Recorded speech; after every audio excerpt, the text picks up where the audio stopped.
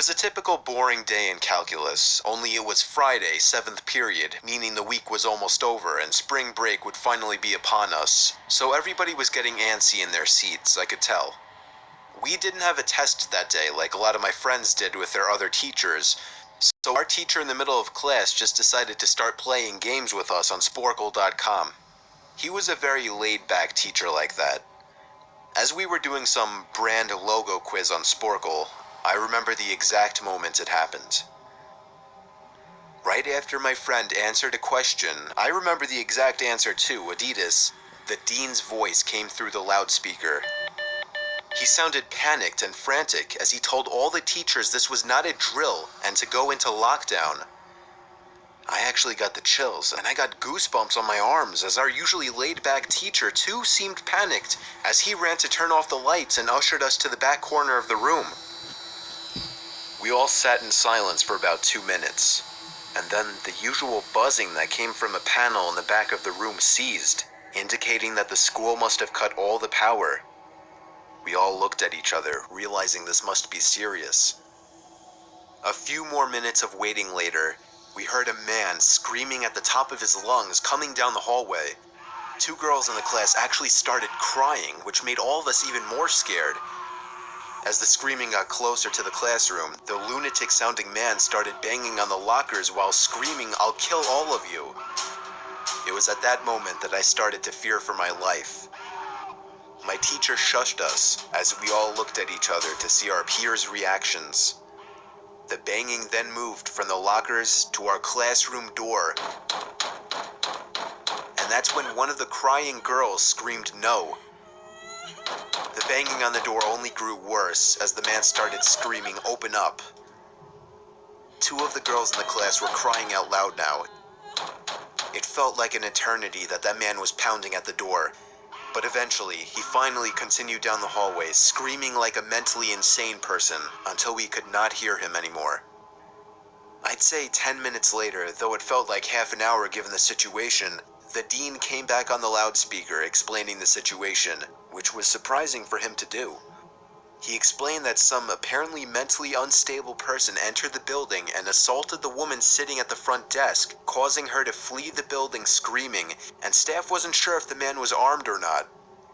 Now this was before the school had cameras or could afford proper security, so the school was wide open to something like this happening. The staff had done a sweep of all the hallways and classrooms and couldn't find him, so the dean instructed the teachers to resume teaching but to keep all the doors locked and to not let any students leave for any reasons.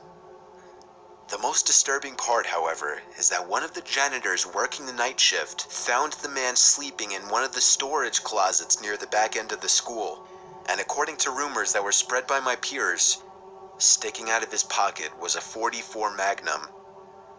The janitor must have done something stupid to wake him up, for example, leaving the closet door open, because by the time a police officer could arrive on the scene, the man was gone. My entire class, as far as I know, to this day, has no idea if this man was ever found, but I like to think that right now, he's being given the proper help that he needs.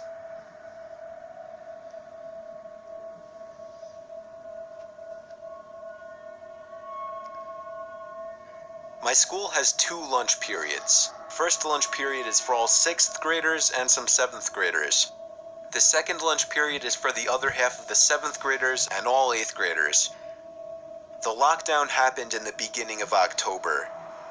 The day the lockdown occurred, it was overcast and rainy. During the first lunch period, I heard 4 loud booms. I thunder, but the entire lunch crowd started screaming. I was thinking those kids were just serious pussies, but the campus security came in and started yelling at people to go into the multi-purpose room, and the kids who were in line buying lunch had to throw out their lunch and come inside. Me and some friends went inside the room along with a huge group of other kids. Everyone was curious as to what was happening. Our multi-purpose room is huge, and the back wall of the room is made of see-through glass. When me and my friends were rushed inside the campus, security was covering the glass with the curtains, and there were adults at every exit. My friend Eric was curious, as well as the rest of us, so he asked one of the adults what was going on. When he came back, he said, You know how right in front of TMS there's those houses? I replied, yeah. There's this mentally disabled, crazy man that barricaded himself in front of his house, and he's threatening to commit suicide and kill the cops if he's evicted. He was walking around outside of school watching kids in a weird way, Eric told us. It turned out the man was also a registered sex offender, making matters worse. We were stuck in the multi-purpose room for a whole hour, taking up 2 periods. After the whole thing was settled, we were escorted to our classrooms one by one. I later found out that the man lives next to my friend Brandy, who told me about the previous Halloween when she saw the same man at his window cutting his arm and writing in his own blood, "Don't come here or I'll kill you," on his window. Of course, being Halloween, people, including Brandy, assumed it was just for the holiday. But after this horrific incident, we knew this man was mental, and we're glad he never got near us.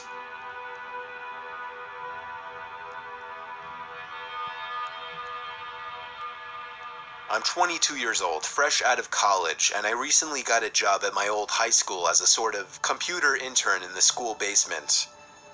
The basement of the school is very messy and disorganized, but there is a small 3-person office that's actually very nice down there.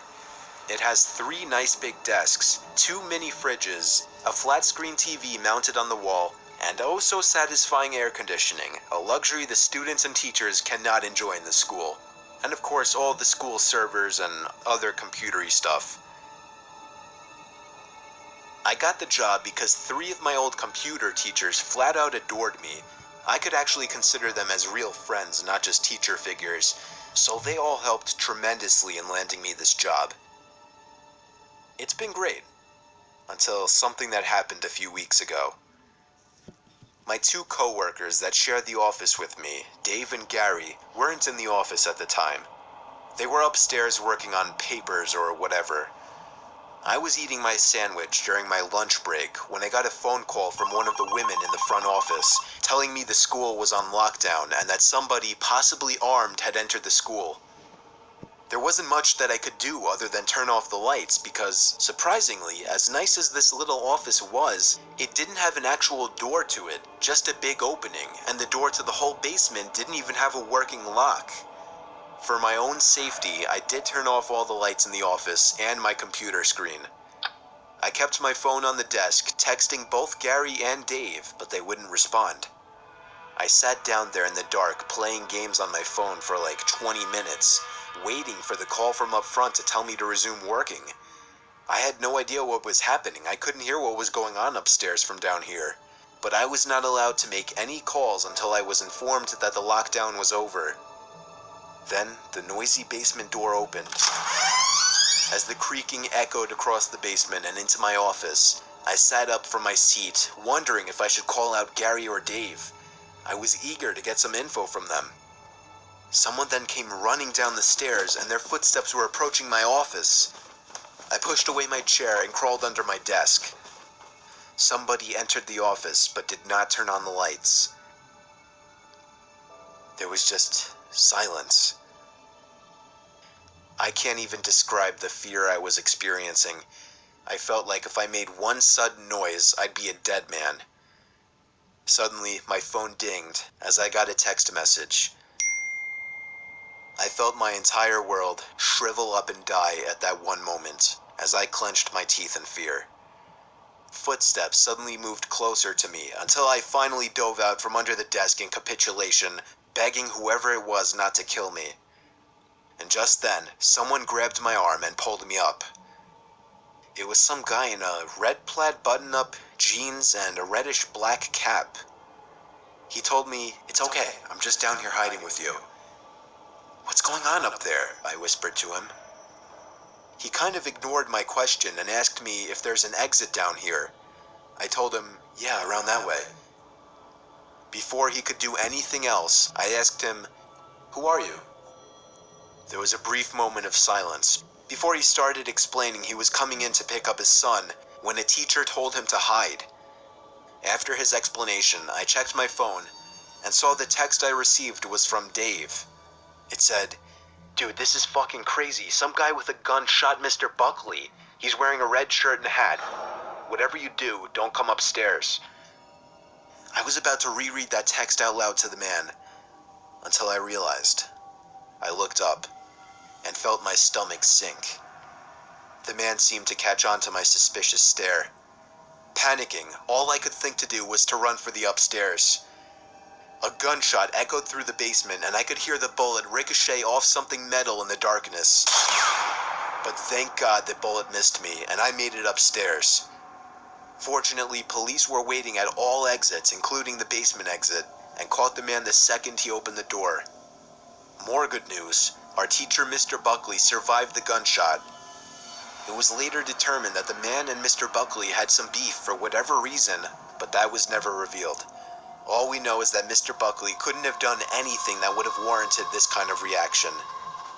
And I know that the sound of that gunshot will forever echo in my mind.